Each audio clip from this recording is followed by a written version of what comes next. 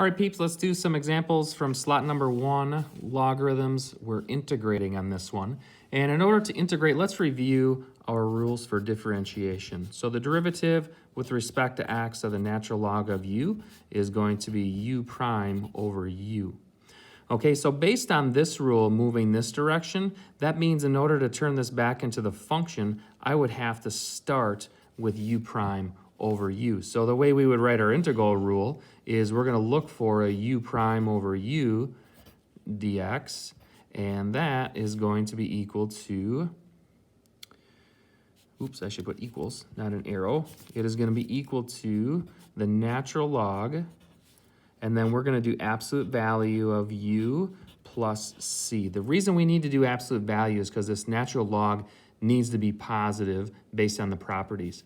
But based on this, there's no domain restrictions on this. So to take care of that, we have to put that in absolute value. Otherwise, we could have something that's integrable, but it wouldn't work because of the properties of the log. So to deal with that, we just put that in absolute value. So let's take a look at this first one here. So on this first one here, step 1 is going to be to set up the chain because I need to have the derivative of the bottom on the top. So what's the derivative of the bottom? Well, I think that would chain out a 4. So I'm going to put a 4 up top, which means I would have to put a 1/4 out front. And I'm going to go ahead and I'm ready to integrate. So now I have u prime over u set up just like I wanted it to. So we're ready to apply our rule. So this is going to end up being 1/4 natural log of the absolute value of 4x minus 1 plus c, donezo with that one. All right, let's try.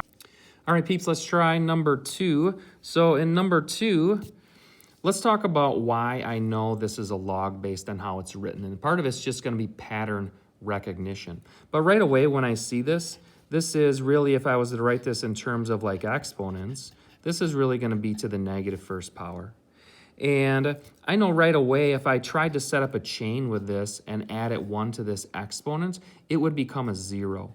That is when I know it's going to be a log. So let's look at the derivative. So notice how the bottom is just something to the first power. That is the indication that, hey, we're talking about some sort of logarithmic function here. So again, I recognize this is a log because the bottom's to the first power. I now need to set up the chain. The chain says I need u prime on top, which is the derivative of the bottom. So the derivative of the bottom in this case is going to be a -2. And then I can't just put a -2 there. I'd have to put a -1/2 in front. And then it's simple from there. This is going to go inside the log. So we'd have -1/2 natural log. Always use absolute value. 2 minus x plus c. Let's talk a little bit more about that absolute value. The reason we use that absolute value is because given this function, the only domain restriction is the bottom couldn't be 0. But when I do the log, there's a huge domain restriction because this can't be negative. So for example, this would include all numbers like basically anything but, it'd be like negative or be like 3/2.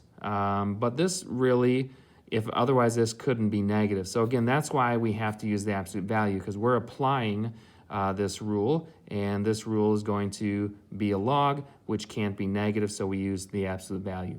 Long story short on this, we need to recognize when to use the log rules. When do we use log rules? When the bottom is equal to 1.